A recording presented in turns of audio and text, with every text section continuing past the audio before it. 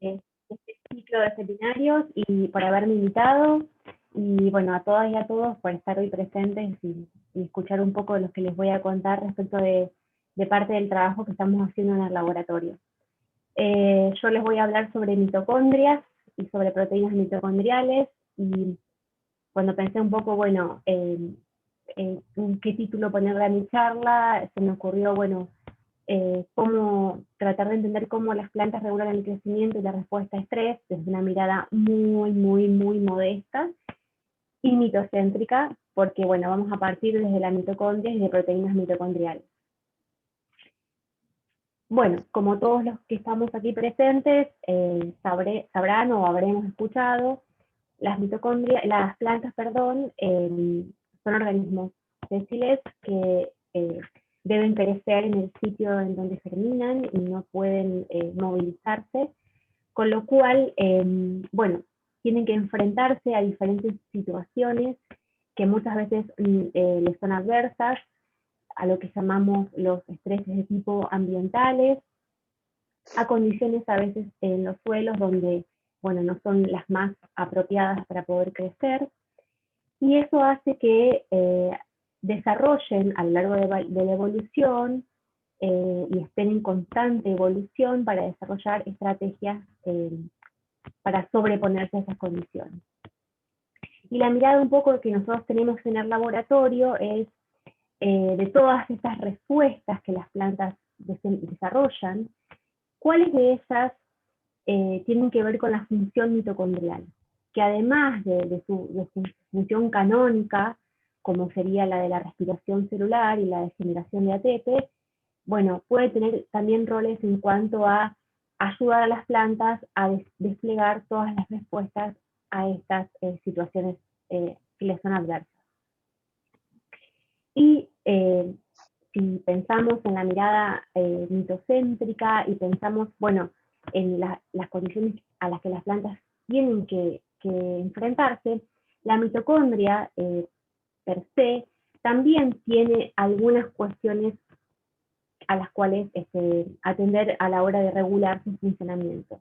Tienen que ver sobre todo con que, bueno, las mitocondrias son organelas que tienen un genoma propio, pero para poder funcionar necesitan también del aporte de proteínas que vengan desde el núcleo, ¿sí? Codificadas por el genoma nuclear, con lo cual hay una especie de comunicación constante entre núcleo y mitocondria para proveerle las proteínas que son necesarias para su biogénesis, y a su vez lo que se conoce como MRS o Mitochondrial Retrograde Signal, que son las señales que la mitocondria le envía al núcleo justamente para poder informarle de esas condiciones que necesita, esas proteínas que necesita para, por ejemplo, constituir la maquinaria respiratoria.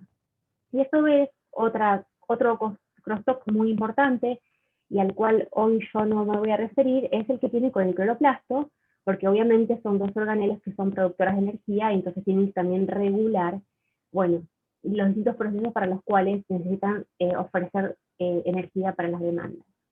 Y otra cosa que quería mencionar aquí, que no me voy a referir hoy, pero que también está como haciendo mucho ruido últimamente, es lo que se conoce como estrés mitocondrial, estrés del retículo, y las condiciones que existen, las conexiones que existen entre la mitocondria y el retículo endoplasmático. Las mitocondrias están conectadas al retículo y hay proteínas ancladas al retículo que son encargadas de esa respuesta retrógrada entre la mitocondria y el núcleo. Y a su vez, el retículo como conector entre células a través de su participación en lo que son los plasmodesmos. Entonces, de alguna manera también pensar que la actividad mitocondrial no queda circunscrita a una célula, sino que se traduce a células vecinas a través de esa comunicación con el retículo y los plasmodesmos. Y si miramos a la mitocondria como más conectada, no solo con otras células, sino como en un concepto global de una planta completa, podemos pensar que, y aquí queda reflejado lo que sería la mirada mitocéntrica, cada vez existen más evidencias que conectan a la actividad mitocondrial con las hormonas, con las diferentes hormonas que regulan el crecimiento y la respuesta al estrés de las plantas, y con las vías representadas por la quinasa TOR y por la quinasa SNRK1, que son las reguladoras, quinasas reguladoras maestras del crecimiento y la respuesta a estrés en plantas. Y de alguna manera eso hace como que la mitocondria tenga conexión y un signaling a través de toda la planta. Puntualmente hoy, en esta charla que preparé para contarles, les voy a hablar de los resultados que tenemos en el laboratorio con dos proteínas mitocondriales que estamos estudiando. Una es el citocromo C, que es una proteína típica y central en la cadena, en la cadena de transporte de electrones mitocondrial, y una proteína que llamamos OXR, que es una familia de proteínas nuevas que estamos estudiando que tiene que ver con respuesta a estrés.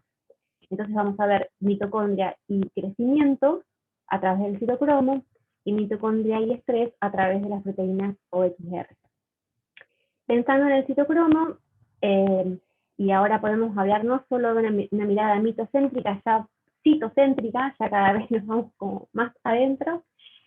Bueno, el citocromo C es, si miramos aquí tenemos la cadena de transporte de electrones del mecanismo de fosforilación oxidativa que culmina en la síntesis de ATP por el complejo 5 o la ATPasa. El citocromo C es una hemoproteína solita que está de cara al espacio intermembrana, ¿sí? Acá tenemos citosol, espacio intermembrana, y aquí está la matriz mitocondrial. Si pensamos en el citocromo C, nos parece que es un excelente candidato para estudiar por múltiples motivos. Uno, que quizás simplifica las cosas, es que excepto algunas oxidasas alternativas, es la única proteína sola que cumplen la función. El resto son todos complejos multiproteicos, con los cuales la regulación ahí puede llegar a ser un poco más compleja, porque hay que coordinar una biogénesis de un complejo multiproteico completo. El citocromo es una proteína sola, que es como, podría pensarse que es una forma muy inteligente de la célula para una primera vía de regulación. Tocar primero una única antes que empezar a cambiar muchas de complejos diferentes. Y por otro lado también el citocromo C tiene múltiples funciones accesorias que conectan la actividad respiratoria mitocondrial con el resto de la célula nuevamente.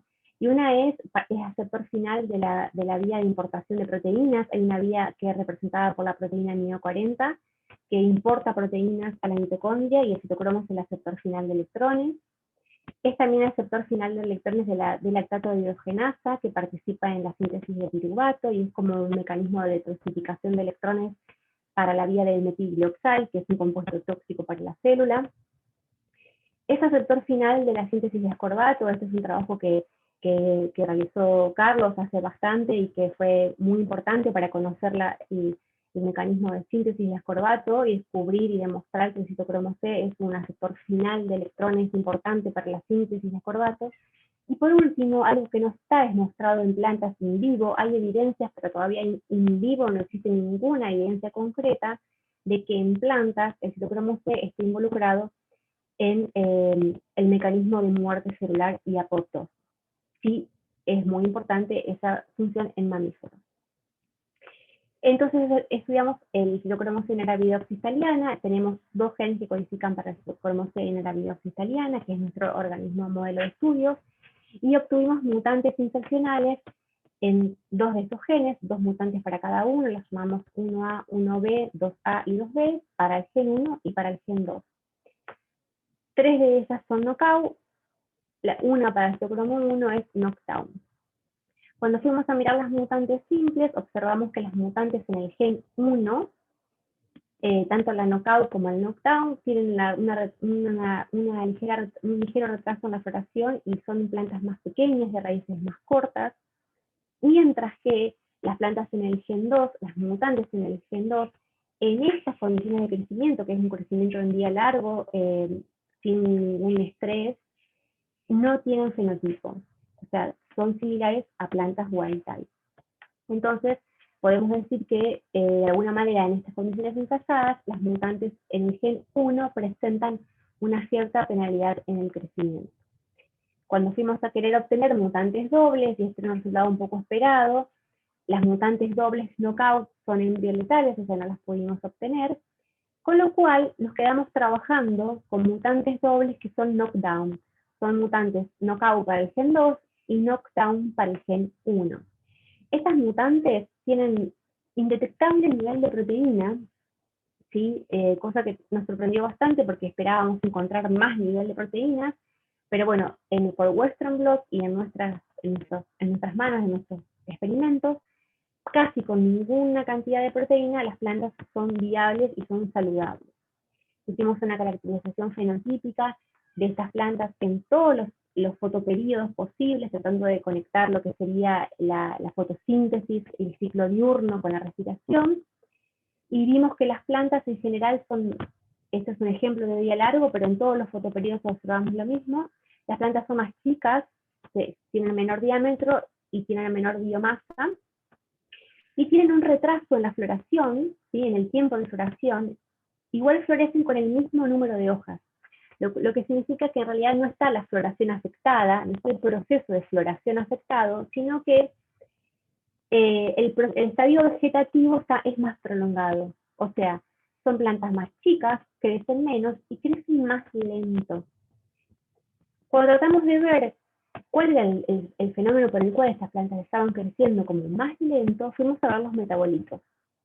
Hicimos una metabolómica y encontramos algunos aminoácidos movidos, pero lo que nos llamó claramente la atención es que cuando fuimos a ver azúcares solubles como glucosa y fructosa, aquí gráfico glucosa o almidón, tanto por cuantificación como por histoquímica, vimos que estas plantas mutantes en los dos citocromos, de alguna manera estaban reservándose energía, es decir, no la estaban consumiendo, tenían más niveles de azúcares solubles y más niveles de almidón, tanto al final del día como al final de la noche. Hicimos también unos ensayos de transcriptómica en esos estadios, tanto al final del día como al final de la noche, para poder tener una mirada un poco más profunda, y vimos que estos datos metabólicos se acompañaban con datos de expresión génica, o sea, de alguna manera estas plantas estaban creciendo más lento y estaban no usando toda su energía. Había una señal de stop de crecer, metabolizar más lento, pero no sabíamos cuál era. Para ese entonces, justo apareció un paper, un plan CIS, de unos autores que postulaban a las giberelinas, a las hormonas giberelinas, como hormonas reguladoras del crecimiento cuando había una alteración metabólica relacionada con los azúcares. Entonces, bueno, nos pareció interesante probar qué pasaba cuando esas plantas mutantes en el citocromo le agregábamos giberelinas. Entonces hacemos un tratamiento puntual en la zona meristematica todos los días, o bueno, día por medio, y le agregábamos giberelinas exógenas. Y vimos que, efectivamente, tanto el desarrollo vegetativo como digamos, el tiempo de floración, el momento de elongar la vara floral, se revertía.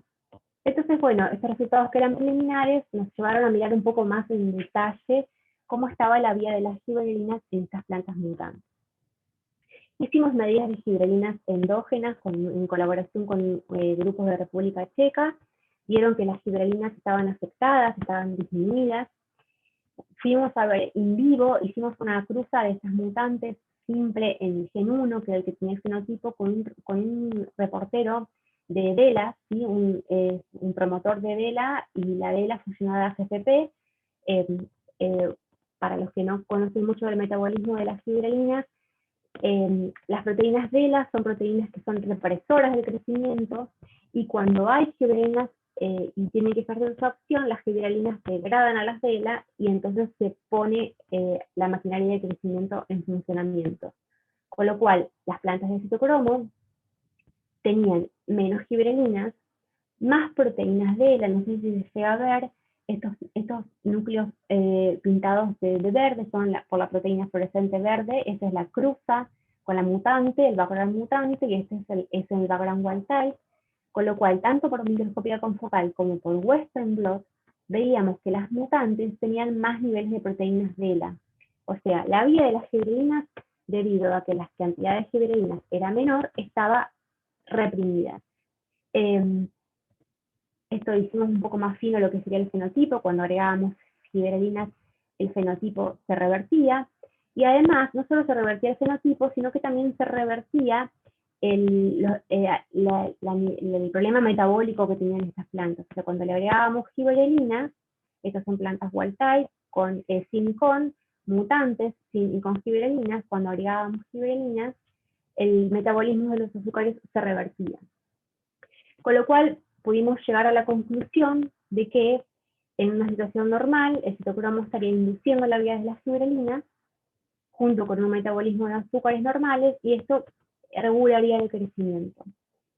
Cuando el citocromo está fallando, existiría una señal que no sabemos cuál es, eso sigue siendo una incógnita, que disminuiría los niveles de giberelinas, por ende disminuiría el metabolismo de la glucosa, perdón, de los azúcares, y el crecimiento de las plantas estaría enlentecido y las plantas serían más pequeñas y crecerían más lento. Es como una señal que diría, hay una posible falla, una alerta de falla mitocondrial, hay menores niveles de citocromo, esto podría indicar menores niveles de respiración, crezcamos un poco más lento. Digo que no sabemos cuál es la señal porque si bien pudimos reproducir muchos de los experimentos del paper de Paparelli, la señal que ellos asignan como la responsable en nuestras plantas estaba normal. Entonces, esta pregunta todavía sigue abierta. Entonces, bueno, un poco establecimos una relación que hay entre el metabolismo de hormonas, como las giberelinas, y la biogénesis de citocromo y la función mitocondrial. También fuimos a ver qué pasaba con la vía de la quinasa TOR. Esto estábamos trabajando en eso, es un trabajo de María Victoria Canal, que está haciendo su tesis doctoral. Y Vicky llamó a esta vía la vía del citorcromo, jugando un poco con las palabras entre citocromo C y la vía TOR. ¿Y por qué fuimos a ver la vía TOR? Porque las mutantes de la vía TOR, que tienen aceptada la vía TOR, son más pequeñas, son más chicas, mientras que las plantas que tienen más niveles de citocromo C, que no se los mostré, pero créanme, a diferencia de las mutantes que son más chicas, las sobreexpresantes son más grandes, son mucho más grandes, tienen más biomasa, una floración acelerada. Entonces, nos llamó también un poco la atención, además de que ya se sabe que la vía TOR está regulada por la actividad mitocondrial, cuál era el crosstalk entre ambas vías. La vía TOR, bueno, una pequeña introducción porque hay un montón de bibliografía al respecto. La vía TOR es una vía, es una quinasa que en realidad es un complejo formado por el ST8 y Raptor que las estabilizan tengo el mouse muy sensible, frente a determinados estímulos como podría ser una señal energética. TOR dimeriza y se activa. Y eso activa un montón de vías hormonales que regulan crecimiento y defensa. Y eso también nos parece interesante porque también nuestra mirada es desde la mitocondria a las hormonas, y entonces TOR también podría estar jugando un rol ahí. Entonces, bueno, lo que fuimos a mirar, les voy a mostrar algunos de los resultados porque es un trabajo no publicado, ahí está Victoria trabajando activamente. Lo que fuimos a mirar es cómo estaban los niveles de citocromo en mutantes de la vía TOR, mutantes en Raptor, mutantes en el ST8 y mutante en la proteína ribosomal S6, que es una de las últimas proteínas que tienen que ver con la vía de traducción de proteínas y que está regulada por la quinasa TOR. Y vimos que en las mutantes de la vía TOR los niveles de proteína de citocromo C estaban disminuidos. Con lo cual, obviamente no sabemos todavía por qué, son resultados que estamos tratando de entender, o de dilucidar, mejor dicho. Cuando hay alteraciones en la vía TOR, bajan los niveles de citocromo, al menos en células meristemáticas, ¿sí? Porque también vemos que hay una regulación diferencial dependiendo del tejido, con lo cual habría un factor aquí que estaría conectando ambas vías. Y por otro lado también quisimos ver cómo estaban la vía TOR en las mutantes de citocromo. Una forma de revelar la función de la vía TOR es mirando, digamos, está reportado en bibliografía, mirando los niveles de fosforilación de la proteína S6. Entonces es un ensayo típico en el cual se crecen las plantas en MS, se las induce con sacarosa y se ven los niveles de fosforilación de la proteína S6. Se pueden utilizar anticuerpos anti-S6, fosforilado, o también existe una herramienta que es plantas que tienen la proteína S6 fusionada a la hemaglutinina, y entonces se usa un anti-HA como mecanismo de revelado. Entonces, bueno, lo que vemos aquí es la banda correspondiente a la proteína S6, y la banda de aquí arriba es la variante o la versión fosforilada. Como control, lo que hicimos fue reproducir también resultados de la bibliografía, es hacer tratamientos con antimicina o con un inhibidor de la vía de las auxinas, que ya está demostrado que inhiben la vía TOR, inhibe la activación de la vía, con lo cual la banda superior desaparece. Lo que vimos es que en el caso del background de las mutantes de citocromo, los niveles de proteína eran mucho menores. Entonces, los niveles de proteína eran mucho menores. Este es un western revelado en el mismo momento. Con lo cual tuvimos que hacer una sobreexposición de la membrana para poder evaluar, y vimos que en el background de las mutantes de citocromo, la vía TOR se encuentra activa, lo cual, bueno, eso no sé si nos gustó mucho ese resultado porque hubiésemos preferido que no esté activa, pero bueno, sí está activa, es una banda, líquido lo reprodujo, pero sí lo que nos llamó la atención es que los niveles de proteína totales de esa proteína S6 estaban más bajos. Con lo cual, bueno, ahora estamos tratando de entender, digamos, si hay una regulación específica entre el citocromo y los niveles de proteína S6. O los niveles de proteína en general, digamos, si hay algún efecto de la mutación de citocromo sobre la traducción de proteínas en particular. A nivel fenotípico les muestro rápidamente, utilizamos las mutantes Raptor, que tienen raíz más corta, mientras que las sobreexpresantes de citocromo tienen una raíz más larga, y analizamos el fenotipo de la cruza, y vimos que en las cruzas de citocromo por la mutante Raptor, el fenotipo de raíz se recupera casi totalmente, ¿sí? Casi totalmente, no llega a nivel de una planta wild type, pero, o a una planta sobreexpresante, pero se recupera, con lo cual ahora se está estudiando qué es lo que pasa a nivel celular y a nivel molecular en estas raíces, que hace que el agregado de más citocromo recupere el fenotipo en estas mutantes Raptor, y lo mismo a nivel de hipocotilo. Los hipocotilos de las mutantes Raptor, que están en esta parte de la vía, son más cortos. Cuando le agregamos citocromo C mediante una cruza, el fenotipo del hipocotilo se revierte casi totalmente en plantas crecidas en vía largo. No sabemos qué es lo que está pasando.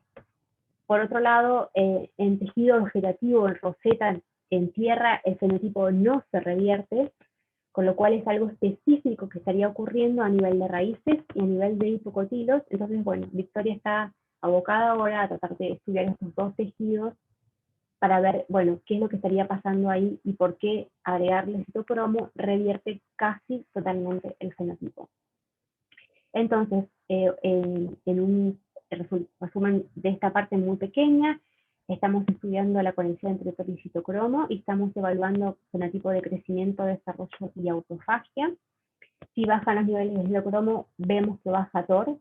Si bajan los niveles de TOR, también bajan los niveles de citocromo, como que estarían moviéndose en ambos lados. Y si bien no les mostré todos los resultados, vemos que en ambas mutantes está disminuido el crecimiento y está aumentada la vía de la autofagia. Y que si le agregamos mayores niveles de citocromo, obtenemos un rescate parcial del fenotipo, pero todavía no sabemos por qué esto es lo que ocurre, y es lo que estamos estudiando ahora con Victoria en su tesis doctoral. Como segunda parte, les voy a contar algo que conecta más a la mitocondria con el estrés, y les voy a hablar de las proteínas OXR por Oxidation Resistance. Esta familia de proteínas fue descubierta alrededor del año 2000 y es muy, muy estudiada en mamíferos, y porque realmente revierte o la falta de estas proteínas generan severos daños neurológicos. Esta familia de proteínas tiene como característica un dominio proteico que se llama TLDC, que desafortunadamente se cristalizó en el año 2012 y ahora se volvió a obtener un cristal de otro miembro de la familia, pero ese cristal no arroja similitud con ninguna proteína de estructura conocida y función conocida. Con lo cual, por un lado, bueno, es un desafío poder entender la función, pero por otro lado dificulta un poco más la búsqueda porque al no parecerse ese dominio a nada, no tiene forma de enzima, no tiene forma de nada, a lo cual uno podría asociarle para ir más rápido a buscar una función. ¿Por qué nos interesó la familia de proteína OXR? Bueno, estábamos tratando de abrir una vía que tenga que ver con estrés y mitocondria, además de crecimiento, como les conté recién, y encontramos unos trabajos en los que mostraban que tanto en levaduras como la proteína de humanos se encontraban mitocondrias, con lo cual, bueno, ya un punto en el checklist estaba seguro. Por otro lado, era inducido fuertemente a nivel mitocondrial por peróxido de hidrógeno y también por calor. Y debido a que no se sabía nada de esta familia de proteína en plantas, nos embarcamos en estudiar la familia de OXR en el Arabidopsis. En el Arabidopsis hay 5 miembros. Los resultados que le voy a mostrar hoy son resultados de la tesis de Francisco y de Regina, que fundamentalmente ellos estudiaron a la proteína OXR2. Lo primero que hicimos, bueno, fue ir a ver si era una proteína mitocondrial, transformamos plantas de Arabidopsis con un reportero de mitocondrias, y efectivamente, tanto con microscopía confocal como por fraccionamiento subcelular, vimos que OXR se encontraba presente en las mitocondrias. Era una proteína que se inducía por distintos estreses, probamos calor, alta intensidad, lo sometimos a las plantas AUV o a 3-aminotriazol, que aumentan los niveles de peróxido de hidrógeno endógeno, y vimos que OXR aumentaba tanto por Western, por actividad GUS o por qPCR. Entonces, bueno, era una proteína mitocondrial y se inducía por estrés. Fuimos a ver qué les pasaba a las plantas con un exceso, o sea, obtuvimos plantas fosforescentes y 2 líneas mutantes en OXR2, y fuimos a ver qué les pasaba a estas plantas, primero en presencia de estrés abiótico. Probamos antimicina. Antimicina inhibe la actividad mitocondrial a nivel del complejo 3 y genera estrés oxidativo. Y utilizamos como tejido para mirar, como dónde ir a mirar, utilizamos raíces, ¿sí? Las raíces de OXR sobreexpresantes son más cortas y las de OXR mutantes son normales. Cuando hicimos un tratamiento en placa con antimicina, observamos que las plantas sobreexpresantes tienen una raíz más larga, mientras que las plantas mutantes acortan más su raíz, lo cual podría ser un indicio de que están sufriendo más el estrés, como que la falta de OXR2 genera una situación que frente a la antimicina afecta, las plantas están más afectadas. Lo mismo observamos cuando hicimos un tratamiento con paraquat. El paraquat compite con los electrones en la cadena de transporte del fotosistema 1, genera metilbiológeno y ese radical libre reacciona con el oxígeno generando más especies reactivas de oxígeno, con lo cual construye una verdadera situación de estrés oxidativo. Y cuando crecimos las plantas en presencia de metilbiológeno 0,1 micromonal, también observamos algo similar a lo que observamos con la antimicina. Las fosforescentes sobreviven mejor a la presencia de metilbiológeno, mientras que las mutantes son más sensibles. Cuando tratamos de buscar una explicación a esto, bueno, lo que pudimos ver es que en condiciones normales de crecimiento, estos resultados son en condiciones basales, las fosforescentes tienen mayores niveles de ROS y un mayor nivel de peroxidación lipídica. Es como que de alguna manera la sobreexpresión de OXR generaría un ambiente más abundante en ROS, que de alguna manera tendría a las plantas un poco mejor preparadas para hacer frente a estos estreses que son los que ensayamos. En el caso de las mutantes no observamos diferencias y nosotros atribuimos esto a que en condiciones normales la presencia de otros OXR en las plantas de alguna manera generaría una función de redundancia y que el fenotipo se revela justo cuando nosotros metemos a las plantas frente a una situación de estrés. Fuimos a ver qué pasaba con estrés biótico y bueno, en realidad no fuimos así al azar, sino porque había algunos indicios también en otros organismos en los cuales, por ejemplo, ratones deficientes en OXR sufrían más infecciones, o sea, bueno, entonces dijimos, bueno, ¿qué pasa con los patógenos en plantas? Y vimos también que los niveles de transcriptos se inducían por salicílico, por incubación con salicílico, o el promotor WUS también con salicílico, y por qPCR, cuando nosotros infectábamos a las plantas con pseudomonas, veíamos que había un aumento en los niveles de OXF2. Con los cuales, bueno, nos pareció importante tratar de ver qué pasaba en una infección, y ahí nos pusimos en contacto con la doctora Malena Álvarez en el CICIDIC en Córdoba, y con Georgina Fabro, que son expertos en estudiar lo que es los mecanismos planta-patógeno. En ese momento nosotros no sabíamos trabajar con patógenos y nos pareció que era apropiado asesorarnos con gente que manejase el tema. Entonces, bueno, ellos probaron infecciones y vieron que las plantas sobreexpresantes eran más resistentes, mientras que las plantas mutantes son más sensibles a la incubación o al tratamiento con Pseudomonas syringae. Y cuando probaron infección por botrytis, que es un patógeno necrotrófico, este es un hemibiotrófico y este es un necrotrófico, veían lo contrario, que las sobreexpresantes eran un poco más sensibles al ataque de botrytis y las mutantes ligeramente más resistentes. Con los cuales, bueno, nos pareció también interesante ver qué hacía una proteína desde la mitocondria para regular la infección entre patógenos biotróficos y necrotróficos. Reprodujimos nosotros los experimentos acá en el laboratorio, nos pasamos a un sistema de placa. Estos experimentos los hizo Regina en Dresden, en Alemania, estuvo un año haciendo su parte de su tesis doctoral allá, y pudimos reproducir que las sobreexpresantes eran más resistentes, o sea, las bacterias crecían menos, mientras que las mutantes, solo las mutantes en el background coló, cuando teníamos mutantes en el background WS y ese background, la mutante no nos permitió reproducir los resultados. Pero bueno, puede ser alguna cuestión intrínseca en el Arabidopsis. Los diferentes backgrounds tienen ciertas particularidades, con lo cual siempre hay que trabajar con los backgrounds que se corresponden a las mutantes en cuestión.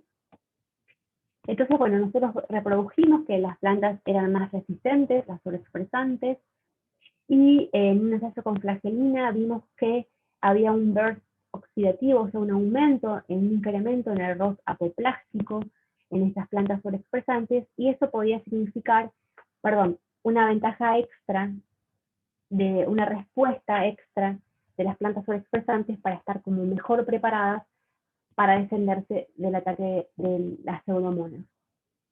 Cuando fuimos a tratar de mirar en qué parte de la vía estaba OXR cumpliendo su función, bueno, esta es la vía típica de biosíntesis de salicílico y de respuesta a patógenos.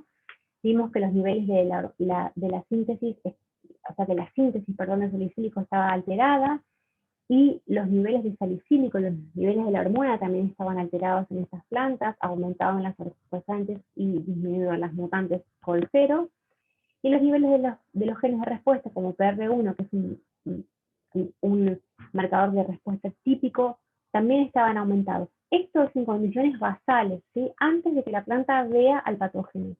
O sea, la defensa estaba aumentada. Entonces quisimos ir a ver, bueno, a qué nivel estaba la defensa. Hicimos cruzas con mutantes en la vía de síntesis y vimos que la defensa no se revertía. Hicimos mutantes con la vía de señalización, con la proteína NPR1, y vimos que la defensa no se revertía, con lo cual el efecto de OXR estaba bien arriba, o sea, bien arriba de la vía, porque cualquier mutación que nosotros pusiéramos acá, la resistencia se perdía. Entonces fuimos a ver qué pasaba con el estado redox de la proteína NPR1. NPR1 es como, si ustedes ven acá, NPR1 es como un regulador central de la respuesta. NPR1 se encuentra normalmente como oligómero en el citosol, y frente al ataque de patógenos de salicílico se reduce con la ayuda de una tiorredoxina, entra al núcleo y desencadena la señal. Entonces quisimos ver cómo estaba NPR1, conseguimos plantas sobreexpresantes en el NPR1 GCP, y las cruzamos con las sobreexpresantes de OXR2 y con las mutantes. Fuimos al confocal y vimos que en situación control, en situación basal, antes de que las plantas vean el patógeno, los niveles de PR1 se encontraban mayormente en el núcleo, mientras que en el wild type, en la mutante, había menos NPR1 en el núcleo, y si bien no se ve acá, estaba como más difundido en el citosol, y esto lo demostramos por Western cuando fuimos a ver los niveles de GFP totales. No es que esta planta tiene más GFP, sino que por una cuestión de la confocalidad no se aprecia en condiciones control. Mientras este es un control que se hace que normalmente cuando se trata con salicílico se ve que aparece la fluorescencia en las plantas wild type y OXR2, y de alguna manera se ve que la herramienta está funcionando. O sea, la NPR1 por el agregado de salicílico va al núcleo, mientras que en la OXR2 ya está aprendiendo la función basalmente.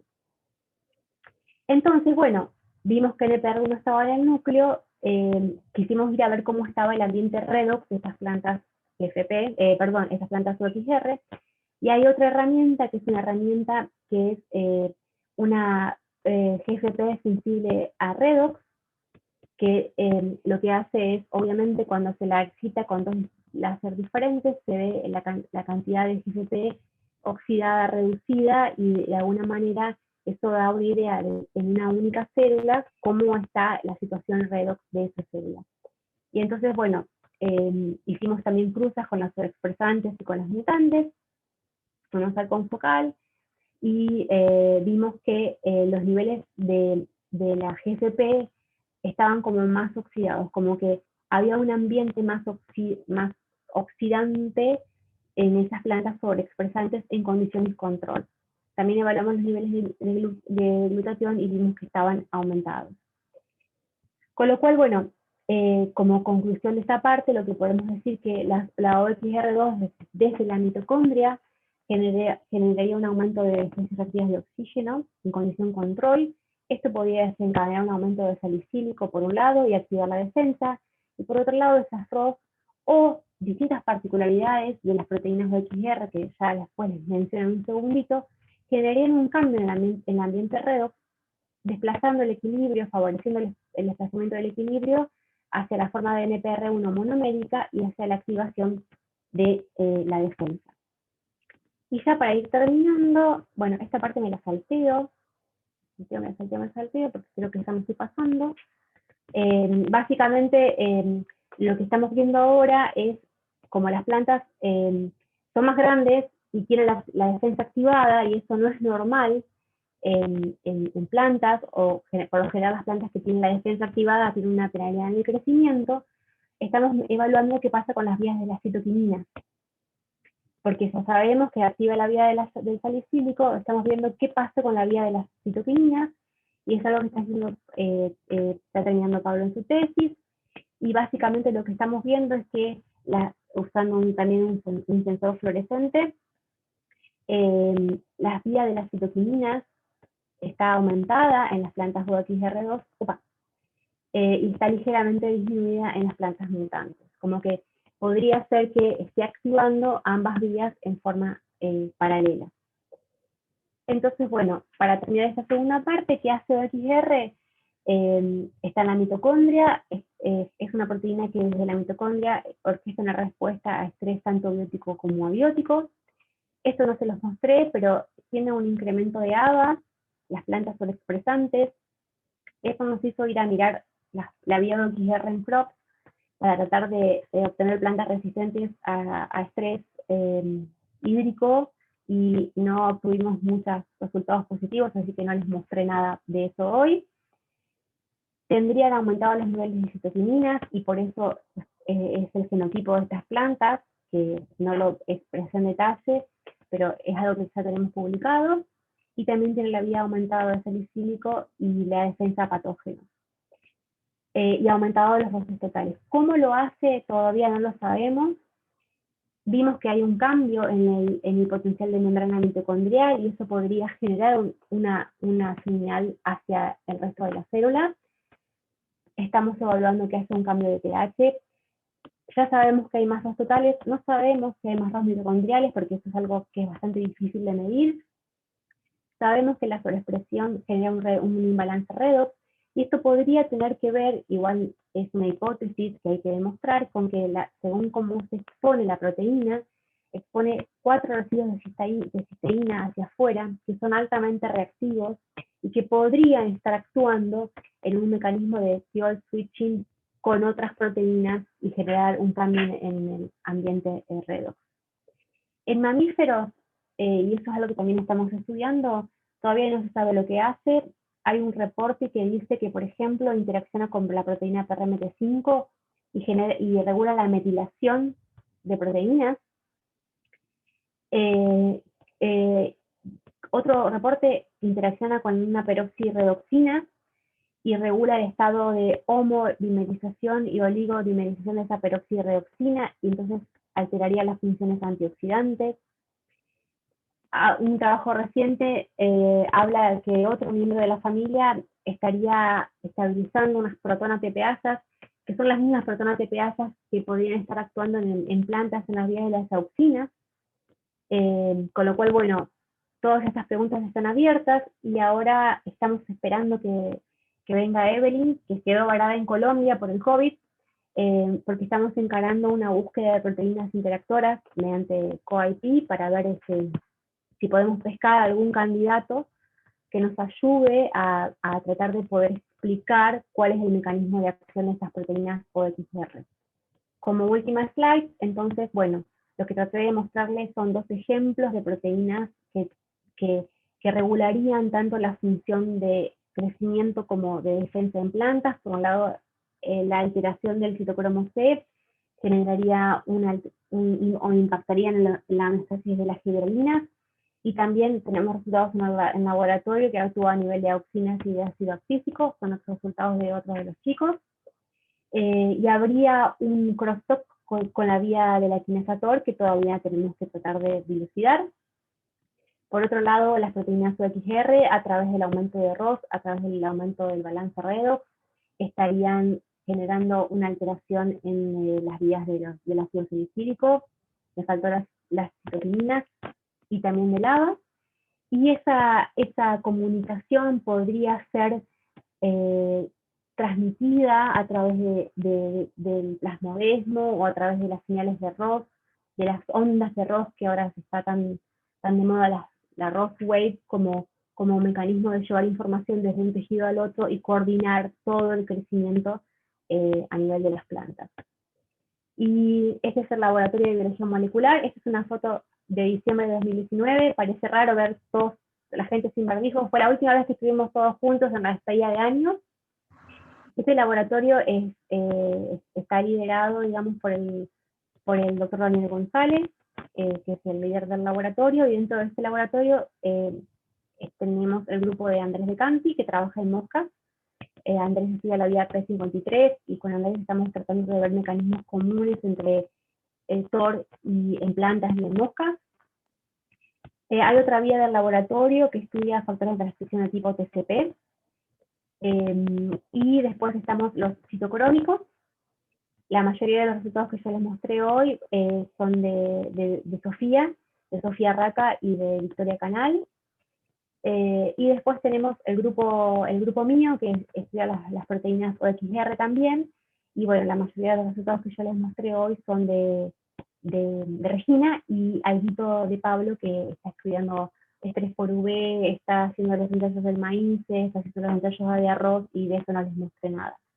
Y otra vía que estamos estudiando, no en este grupo, pero sí en asociación con el grupo de la doctora Chan, con otra becaria que tengo, que es Valentina, en el marco de un proyecto de unidad ejecutora del instituto, y también en un formato de PDTS, con un convenio con el gobierno de Santa Fe para generar cultivos adaptados a crecer en la provincia, y estamos generando arroces editados por CRISPR-Cas, y estamos ya haciendo algunos ensayos de las líneas editadas.